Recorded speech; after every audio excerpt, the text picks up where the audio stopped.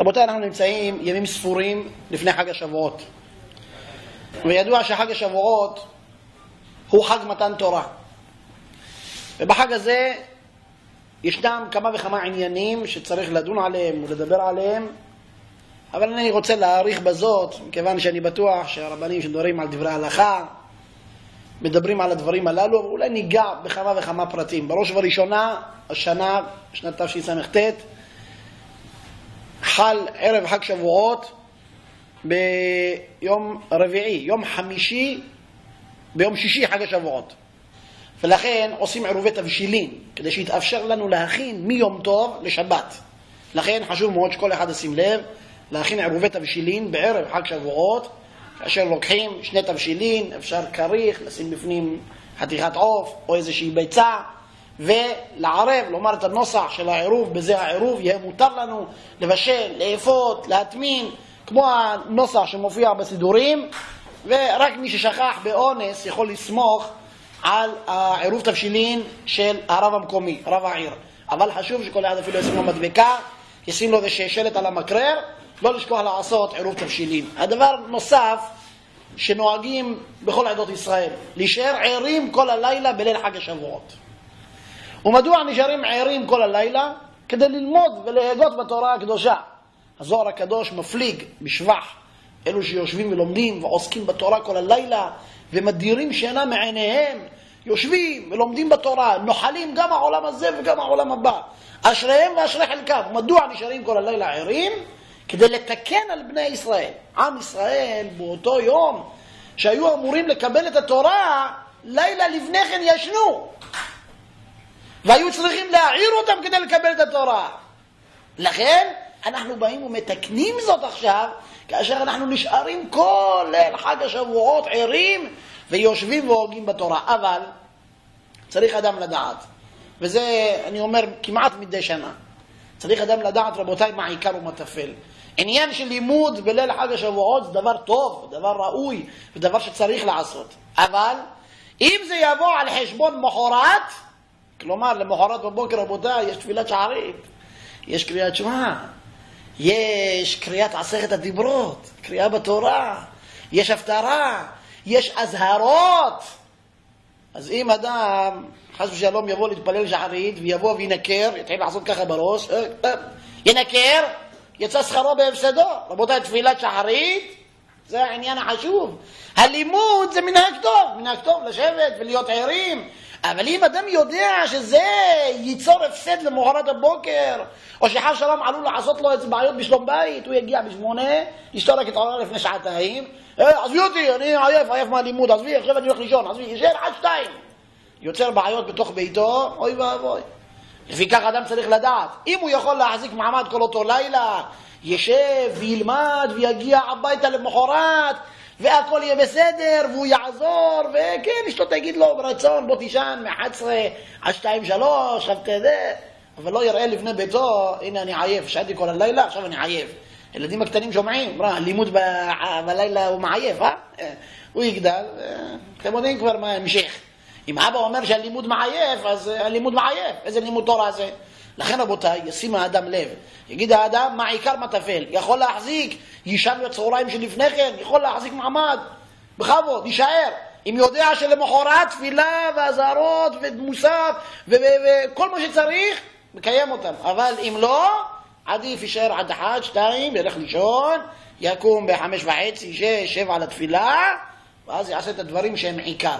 ילמד, אבל ידע אם הוא מחזיק את עצמו או לא. לכן רבותיי, מנהג חסידים, לשבת כל ליל שבועות וללמוד תורה ולהגות, וזוכים בכל העולמות. רק מה? השתדלו לברור בין העיקר לבין הטפל. דבר נוסף, שנוהגים לאכול מאכלי חלב. נוהגים לאכול מאכלי חלב, ישנם כאלה שאוכלים מאכלי חלב כפתיחה, ולאחר מכן אוכלים את הסעודה הבשרית. כיוון שהבשר חג, יום טוב, אין השמחה אלא בבשר ויין. זוכר רק מאכלי חלב, יהודי תימן בכלל לא נהגו לאכול מאכלי חלב. אבל כאשר אנחנו היום, ברוך השם, יש מנהג לומר דבש וחלב תחת לשונך. התורה הקדושה נמשלה לדבש וחלב. לפי כך אוכלים מאכלי חלב. נוהגים לאכול כיסנים כמו בורקסים, ככה משולשים. למה משולשים? ראיתי לאחד המקומות, אומרים שכל עניין חג השבועות זה על 3. על 3. תורה משולשת. תורה נביאים כתובים. תורה נביאים כתובים. תורה משולשת שניתנה לעם משולש. כהנים, לוויים, ישראלים. על יד שלישי. אהרון, מרים ומשה. ביום השלישי לפרישה היו נכונים ל3 ימים, אל תיגשו אל אישה. בחודש השלישי הוא חודש סיוון. תורה משולשת ניתנה לעם משולש על יד השלישי, ביום השלישי, בחודש השלישי. לכן נוהגים ככה לאכול דברים מתנות משולש, מאכלי חלב, כל עניין חג השבועות, עניין של דבש וחלב תחת לשונך, והכל בעניין של שילוש. לכן כך נוהגים לאכול מאכלי חלב. אם רוצים לאכול אחר כך בשר, ישטפו את הפה, יאכלו איזה פת של לחם כדי לחצוץ בין החלב לבין הבשר, ולאחר מכן מי שירצה יכול גם לאכול ארוחה בשרית לאלו שנוהגים. רבותיי, זה עניינו של חג השבועות. אבל כאשר אנחנו נמצאים בחג השבועות ויודעים שקיבלנו מתנה קדושה, את התורה הקדושה, התורה היא תורת חיים שניתנה על ידי משה רבנו. מלאכים שמחו, מלאכים ששו, תחתונים עלזו, אלו שנמצאים למטה שמחו, אלו שנמצאים למעלה. יש ויכוח גדול בין משה רבנו לבין המלאכים, האם לתת את התורה לבני אנוש. הגמרא בשבת, כמדומני דף פ"ח, כותבת שהיה ויכוח רציני בין משה רבנו לבין המלאכים, והמלאכים אומרים, מה לילוד אישה בינינו? מה זה ילוד אישה נמצא פה? אומר הקדוש ברוך הוא, לקבל תורה בה. מה? תורה? מה פתאום? תורה קדושה שהייתה גנוזה תתקעת דורות. תתקעת דורות. 500? איזה 500? 900. תתקעת. תף קוף 900. עין ד' 74. 974 דורות. אומרים המלאכים, תהיה נתונה לבשר ודם. אומר להם משה רבנו מתווכח איתם. אומר להם, וכי אתם צריכים תורה? האם יש בכם יצר הרע? אתם מלאכים, יש בכם יצר הרע? אתם צריכים לכבד אבא ואמא? אתם צריכים לשמור שבת? אתם מלאכים. לא בשבילכם התורה הקדושה. רבותיי, זכינו לקחת תורה קדושה. חמדה גנוזה תתקעת דורות. זכינו לקחת אותה. רבותיי, הוראות יצרן. והקדוש ברוך הוא סיבב על כל האומות. ידוע, סיבב על כולם. על ישמעאל ועל אדום וכולם. מה כולם שאלו? מה כתוב בה? מה כתוב? לפני שחותמים על חוזה צריך שואלים, נכון? מה כתוב? והקדוש ברוך הוא הביא להם את הנגטיב שלהם. כששאלו שם בני ישמעאל מה כתוב בה, אמר להם, כתוב לא תגנוב. איך אפשר לא לגנוב? אבינו ישמעאל, זה הגניבה, זה בדם שלו, זה בגנים שלו, איך אפשר? לא, זה לא בשבילנו. שאלו, הלך לבני עשיו, מה כתוב בה? אמר להם, לא תרצח. לא תרצח, לאבא שלנו הוא אבי אבות הרוצחים, אי אפשר לקבל תורה. בא לעם ישראל, לא אמרו כלום, נעשה ונשמע. יש גמרא ששם אומרים, מה זה? איזה עם פזיז, נכון? לפני שהולכים לחתום משכנתה, אף אחד לא קורא, נכון? אבל אדם רציני צריך להגיד לו, רגע, מה קרה לכם? רגע, תן לי 2-3 בבית, נקרא את כל התפסים, על מה אני חותם? השורות הקטנות שם למטה, לא רואים אותם, השורות הגדולות, הולכים כל פעם, כן, חותמים, פלאפונים, כל מיני דברים, יש שורות קטנות, לא רואים, שם השורות קטנות, לא כל כך קוראים, תחתום. רבותיי, עם ישראל, נעשה ונשמע. רגע, למה אתם לא שואלים מה כתוב בה? מה כתוב? מה ככה אתם מקבלים? ככה חותמים על חוזה? אולי משהו לא מתאים לנו? רבותיי, אומרים הספרים הקדושים, אתם יודעים מי שואל מה כתוב? מי שואל מה כתוב בה? מי חושב שמרמים אותו? זה רק שני אנשים שהם שונים זה מזה, שהם אין בהם אמון כמעט בכלל. היום צערנו הרב כל דבר, יש אנשים שאומרים, כתוב לי את זה בכתב, תביא, תעזור. פעם, רבותיי, לפני 50-60 שנה, לחיצת יד, אין בעיה.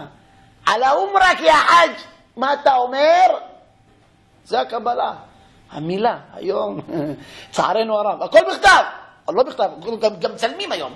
חכה נצלם, שיהיה לנו תיעוד, יהיה משהו משפט, אנחנו נצלם אותך. יש צילום. מי עושה דברים כאלה? רק מי שלא נותן אמון. ילד שאבא שלו מביא לו כוס שתייה, והילד אומר, אבא, אתה בטוח זה לא רעל? איזה ילד זה? זה ילד שלא מאמין באבא שלו. ילד שמאמין, אבא מוזג, מיד לוקח, מברך, שותה. עם ישראל, נעשה ונשמע. אין מה כתוב בה. כי אנחנו יודעים שבורא עולם הוא מאורס איתנו. בורא עולם.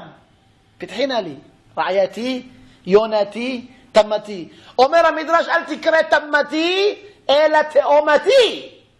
מזלו של החודש סיוון, תאומים. למה? יום בו ניתנה התורה. אל תקרא תמתי, אלא תאומתי. שעם ישראל ובורא עולם תאומים זה לזה. ומה תאום? תאומים שנולדים. אחד חושש בראשו, גם השני חושש בראשו. למה זה תאומים? הם קשורים בקשר ישיר. כן, לפעמים רואים ככה תאומים בעגלה. לבושים אותו דבר, ככה, מנהגים אותו דבר, השערות ככה אותו דבר, דמיון, ככה, להבחין בין אחד לשני. תאומים, אחד מרגיש לא טוב, השני גם, סוחב ממנו, ככה אתה לא טוב. בורא עולם עם עם ישראל תאומים, ובורא עולם אוהב אותנו, לכן נקרא חג השבועות. למה נקרא שבועות? אחד ההסברים, זה גם מלשון שבועה. אז היה צריך להיות חג השבועה. למה חג שבועות? לשון רבים, אלא שבורא עולם נשבע לנו שאינו ממיר אותנו באומה אחרת, ואנחנו נשבענו לו שאיננו ממירים אותו באל אחר. שתי שבועות. לכן נקרא חג השבועות, שנקרא גם עצרת. למה נקרא עצרת? מלשון זה יעצור בעמי. שדוד המלך ככה, זה יעצור בעמי. מה זה יעצור? מלשון יורש עצר. יורש עצר זה אדם שבא למלוכה. עד היום נקרא יורש העצר. עצר, מלשון עצרת, מלוכה. של מי מלוכה? של בורא עולם. רבותיי, זה חג השבועות. זה העניין של מתן תורה. ורבותיי, שעם ישראל קיבל את התורה הקדושה, ויחן שם ישראל נגד ההר. ידוע, ויחן שם ישראל נגד ההר כי איש אחד בלב אחד. נכון? כולם מכירים את זה. ויחן שם ישראל. אני ראיתי אחד הפירושים שאומר, מה זה ויחן שם ישראל נגד ההר? ויחן לא מלשון פארקינג, חנייה. לא מלשון לחנות, אלא מלשון חן. כל אחד ואחד מצא חן בעיני השני. לכן נתאפשרה קבלת התורה. האחדות זה היה צורך לקבלת התורה. זה לא היה איזה אמצעי. בלי האחדות לא הייתה יכולה להינתן התורה. וכשעם ישראל עמד למרגלות הר סיני, הייתה ביניהם אחדות נפלאה. כל אחד ואחד מצא חן בעיני השני. כפי שאומר רש"י הקדוש, כי איש אחד בלב אחד. הם קיבלו את התורה הקדושה. ואיך אפשר להיות באחדות כל שלמה? איך אפשר שכל אחד ואחד ימצא חן בעיני השני? תפילת רבי אלימלך מליז'נסק, שאומר שנראה כל אחד מעלת חברנו. אם האדם רואה את המעלה של השכן, הוא בטוח מוצא חן בעיניו. בטוח שהוא מוצא חן בעיניו. איך אדם יכול לפרגן לשני? איך אדם יכול לתרום בשביל התורה הקדושה? איך אדם יכול לסייע בתורה הקדושה? שרבותיי, זה חלק נכבד. ובורא עולם שרואה שאנשים מטמיעים בתוכם את התורה הקדושה, תומכים בתורה הקדושה, נותנים בשביל התורה הקדושה, רבותיי, בורא עולם מהלל ומשבח את אותו אדם. ונותן לו שכר גם בעולם הזה וגם בעולם הבא. ומתי אפשר לעשות דבר כזה? כשלאדם יש חן. כשהאדם נמצא באחדות, כשהאדם רואה את המעלות של האדם השני. לכן רבותיי, פרשת במדבר, קראנו אותה שבת האחרונה. והיא פרשה שתקנו חז"ל לקרותה לפני חג השבועות. פרשת במדבר, חג השבועות ומיד פרשת נשוא. כך בדרך כלל יוצא. ולמה פרשת במדבר? רבותיי, החומש הרביעי, חומש הפקודים, ספר במדבר. למה דווקא את הספר הזה? אז ידוע, כתוב בפסוק, בספר דברים שם, וממדבר מתנה. אומר המדרש, אם אדם שם עצמו כמדבר, תורה ניתנת לו במתנה. מה זה אם אדם שם עצמו כמדבר? אם האדם בעל ענווה, מדבר, כולם באים, דורכים על המדבר, הולכים בו, שמש יוקדת, מדבר אין בו תענוגים, מדבר אין בו עצים, כלום אין בו. אם אדם שם עצמו כמדבר הזה, שהכל דשין אותו, תורה נתונה לו במתנה. וכשהתורה נתונה לו במתנה, נחלו אל, שנאמר, וממתנה נחליאל. ומנחליאל במות. וכיוון שנחלו אל עולה לגדולה. הנה תראו לבד.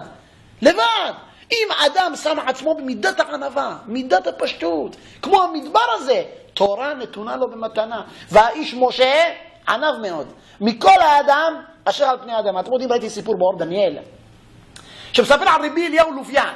רבי אליהו לופיאן המפורסם, זכר צדיק קדוש לברכה. והוא שבת אחת התארח בבית של איזשהו רב, בכפר חסידים שם, חיפה. והנה הוא התארח וכל בני הבית מתחילים לומר שלום עליכם, ואחרי שלום עליכם הפיוט אשת חיל מי ימצא, והנה כולם שרים את הפיוט. ואז הסתכלו על הרב לופיאן, כשהגיעו לפסקה נודע בשערים בעלה בשבטו עם זקני הארץ, התחיל רבי אליהו לופיאן להוריד דמעות. אבל התרגשו גם האנשים שאכלו איתו, אבל התביישו לשאול אותו, למה הרב מזיל דמעה? למה הרב בוכה? ערב שבת. אבל התביישו לשאול אותו, אולי נזכר במשהו, אולי יתרגש ממשהו, לא יגידו לו. הסתיימה הארוחה, באו האנשים שישבו שם באוכל, ואמרו לבעלת הבית, אולי בעלת הבית הרבנית, תשאל את הרב לופיאן, למה בכה? נודע בשערים בעלה בשבטו עם זקני הארץ. אמרה, מה, לא נעים לי, מה נשאל אותו? התרגש, נזכר במשהו. אמרו לה, לא, הרבנית, תשאלי אותו, אנחנו רוצים לדעת למה. והנה הרבנית הפצירו בה כל כך, הולכת לרבי אליהו לופיאן, ואומרת לו, הרב, מה קרה? נודע בשערים בעלה בשבטו עם זקני הארץ? שם בדיוק אתה בוכה? מה זה, מה קרה? אמר לה, אני אגיד לך על מה בכיתי, על מה הזלתי דמעה. אומר לה הרב, שאני נכנס לבית המדרש, כולם קמים מפניי. אני אומר לעצמי, מי אני? מי אתה, רבי אליהו לופיאן? מי אתה שכולם קמים בפניך? כך אמר רבי אליהו לופיאן על עצמו. ואני בדרך למושב שלי, והנה בא מישהו מביא לי את הסטנדר, שם לי את הספר על הסטנדר. שוב אני שואל את עצמי, מי אתה, רבי אליהו לופיאן? מי אתה? והנה מתפללים קריאת שמע, מגיעים תפילת 18, כולם מחכים שאני אסיים לעשות עושה שלום. כולם סיימו, מחכים רק לי בשביל להגיד קדיש. אני שואל את עצמי, מי אתה, רבי אליהו לופיאן? והיום שקראתי את הפסוק נודע בשערים בעלה בשבטו עם זקני הארץ, הבנתי את הפשט הפשוט של הפסוק הזה. מה זה נודע בשערים בעלה בשבטו עם זקני הארץ? אומר רבי אליהו לופיאן שבעולם הבא, כשאנחנו נעלה למעלה, יושבים למעלה זקני הארץ, אנשים מכובדים, האם באמת שם יסתכלו עליי? האם באמת ידברו איתי שם? האם ישימו לב אליי? כי העולם הזה הוא עלמא דשיקרא, הוא עולם של דמיונות. אחד חושבים שהוא ככה, או מכבדים אותו, אבל לא יודעים שבפנים לא משהו. העולם הזה עלמא דשיקרא. כשנגיע לעולם האמת, האם ידברו איתנו שם למעלה? שם יתוודע לכולם. האם זה שהיה למטה היה באמת ראוי או לא ראוי? אומר רבי אליהו לופיאן, ועל זה בכיתי, שאני יודע שאינני ראוי. מה קמים בפניי? מה מביאים לי את הסטנדר? מה מחכים שאני אסיים תפילת עמידה? ועל זה בכיתי. נודע בשערים בעלה בשבטו עם זקני הארץ. מתי ידעו בדיוק? בשבטו עם זקני הארץ. ורבותיי, כמובן שכולם ידעו שרבי אליהו לופיאן הוא זה הראוי בהחלט. נודע בשערים בעלה, שם ייתנו לו כבוד והדר. אבל רבי אליהו לופיאן, כך הוא חי, כך הוא הרגיש. מי אתה? מי אני? שיכבדו אותי, שיתנו לי. ואם חיים בהרגשה כזאת, הנה, תורה נתונה לו במתנה. אם האדם שם עצמו כמדבר, שהכל דשין אותו, תורה נתונה לו במתנה. כי התורה מחזרת אחרי מי שבורח מן הכבוד. ומי שרודף אחרי הכבוד, ידוע. אנחנו אומרים תפילת מנחה, כל פעם בפתיחה, חן וכבוד ייתן אלוהים. לא ימנע טוב להולכים בתמים. שני דברים מאת הבורא יתברך בלבד. גם בריאות כמובן, וגם מפתח של פרנסה. אבל בפסוק הזה, חן וכבוד ייתן אלוהים. אלוהים זה הוא שנותן חן, וכבוד. אם האדם ירצה להשיג כבוד, או האדם ירצה שהוא ימצא חן בכוח, הוא ייראה כנודניק. יזרקו אותו מיד. מה קרה לך? עזוב, מה אתה לוחץ? חן וכבוד ייתן אלוהים. למי שבורח. למי ששם עצמו כמדבר. ורבותיי, כשמסתכלים על הדבר הזה, ממש בפתיחה לחג השבועות, יודעים שהתורה הקדושה היא נכנסת באותו אדם. כך כותב גם בעל הטורים. למי שיש לו מידת הגאווה, תורה ומצוות לא ייכנסו בו. רק מי שיש לו מידת הענווה. לכן רבותיי, כשעושים מצווה, אדם צריך לדעת, יעשה את המצווה בשלמותה, שלא על מנת לקבל שכר. יעשה מצווה בשלמות, שלא על מנת לקבל שכר. יכין את עצמו לקראת הלילה הזה של חג השבועות. 49 יום אנחנו מכינים את עצמנו לקראת החג, כלשון ספר החינוך. למה עניין מצוות ספירת העומר? כדי שנזכה ליום הנכסף. כדי שנראה ונגיע לחג השבועות בקדושה ובטהרה. זה תכלית ספירת העומר, כותב ספר החינוך. אז רבותיי, אם זה התכלית, צריכה להיות לנו הכנה. תראו לכם, יבוא מישהו ככה, לא ספר ספירת העומר, לא זה, נכנס ישר לארוחה של חג שבועות, נכנס ישר לבית כנסת, שמע מביאים כיבוד, נכנס ישר לבית כנסת. איזה הרגשה תהיה לו. או אחד ש7 שבועות ספר ספירת העומר, התכונן. מספרים על השר שלום מבלז. השר שלום מבלז ידוע כצדיק חסיד, וראו אותו כשהוא שמה בנה בית הכנסת בבלז. אז אחיו בא לבקר את אמו הזקנה שהייתה מתגוררת אצל הצדיק השר שלום מבלז. והנה אחיו רואה את השר שלום מבלז מרים בלוקים, משגיח על הבנאים. אמר לו אחי, מה זה? אוי ואבוי, אתה מתעסק בבלוקים? אתה מתעסק בלהשגיח על פועלים? הלוא הגמרא בקידושין דף עין אומרת שאם מתמנה אדם פרנס על הציבור, אסור לו לעבוד בפני 3. גמרא בקידושין כדומני דף עין. למה 3 שיראו אותו עובד? לא נאה ולא יאה. אתה פרנס על הציבור, אתה צריך להנהיג אותם. אמר לאדמו"ר, השר שלום מבלז אומר לאחיו, תשמע אחי, אני אספר לך סיפור. שהייתי באיזושהי קהילת קודש, למדתי עם עוד 2 חברים, היה לנו חברותה, והתגלה לנו איזשהו מלאך, ואמר לנו, שאם אדם נשאר 1000 שעות ער ולומד תורה, יהיה לו גילוי אליהו. כך מספר השר שלום מבלז לאחיו. הוא מספר לו, ואני אומר לך, היינו 3, וישבנו ולמדנו. אחד נפרד מאיתנו, עלה בסערה השמיימה לאחר כמה 100 לילות, שלא ישן, אבל כבר לא יכל להחזיק מעמד. השני, בלילה 800, נפרד מאיתנו, כבר לא יכל להחזיק מעמד. רבותיי, 800 לילות. מספר השר שלום מבלז לאחיו, ואני בלילה 1000 מרגיש את עצמי כבר לא יכול. והנה אני לבד בבית המדרש, עוסק והוגה בתורה, ומיד רוחות חיבו את האורות בבית המדרש, והרגשתי כאילו כבר נשמתי נפרדת ממני. והנה הגעתי לארון הקודש, וצחקתי מנהמת ליבי, בורא עולם, תעזור לי. ומיד נגלה אליי מלאך, כך הוא אומר, נגלה אליי מלאך, ולמדתי איתו הלכות בית הכנסת. ואחר שלמדתי הלכות בית הכנסת איתו, איך אני יכול לתת את העבודה בידי אנשים שלא ראויים? אני רוצה בעצמי לבנות את בית הכנסת, כך אומר רבי אלופיאן. אבל מכיוון שאני לא יכול, וזה הרבה מאמץ, לפחות עכשיו אני משגיח על אלה שבונים, ומסתכל ועוזר במה שאפשר. רבותיי, תראו מה זה, לעסוק גם בלימוד תורה, אבל לעסוק למען התורה הקדושה, לבנות בית כנסת, לעסוק בצורכי ציבור באמונה, לעמול בתורה הקדושה, לתמוך בתורה הקדושה.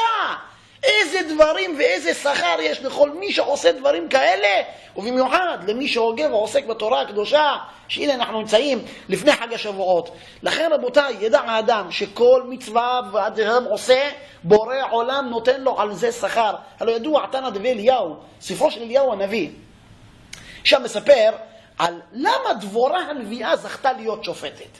למה היא זכתה להיות שופטת? אלא מכיוון שדבורה הנביאה, מה עשתה?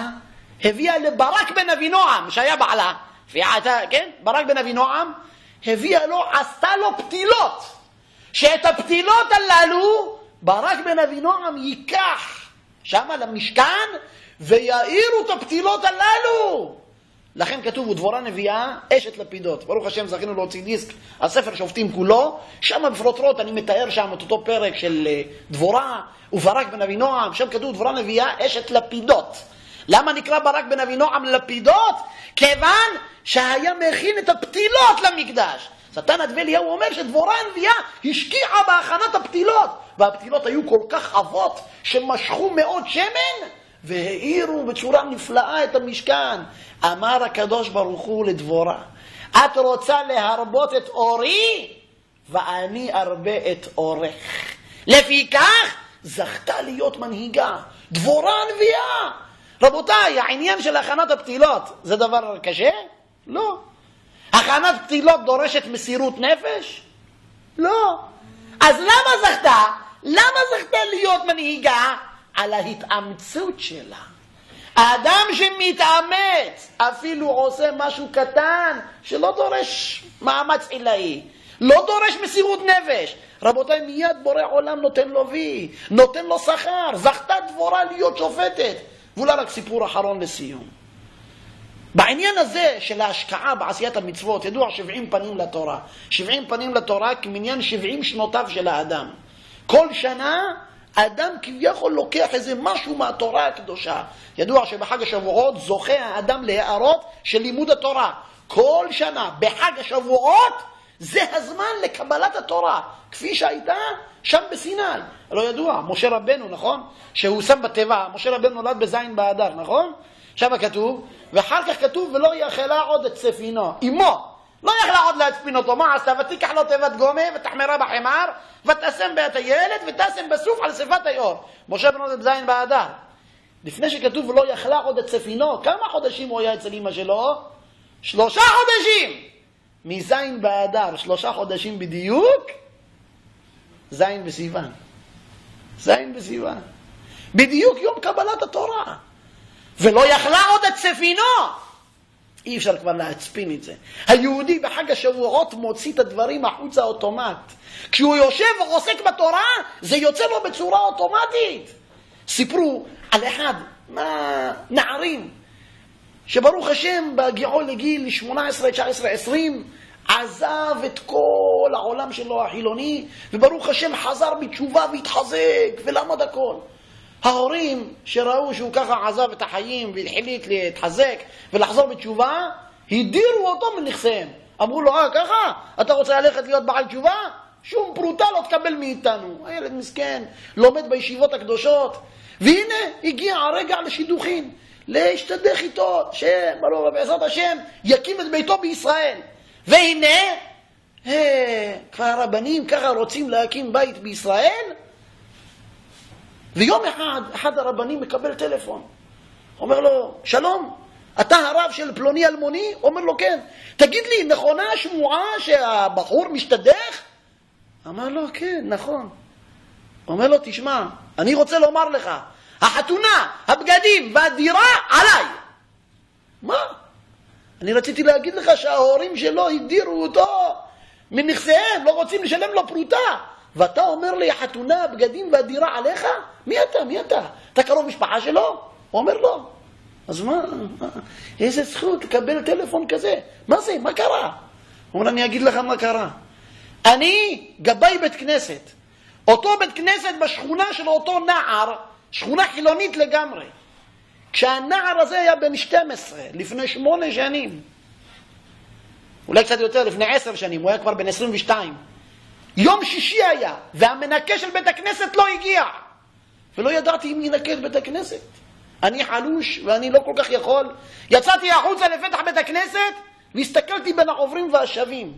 הנער הזה, שהיה בן 12, כאילו הפנים שלו צדו אותי, לומר לו, האם אתה יכול לסייע בניקיון בית הכנסת?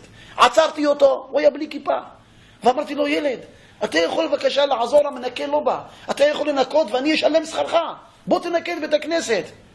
הוא מספר שהילד הזה בן 12, מיד שם עליו כיפה, נכנס לבית הכנסת וניקה את כל בית הכנסת יום שישי, ערב שבת קודש.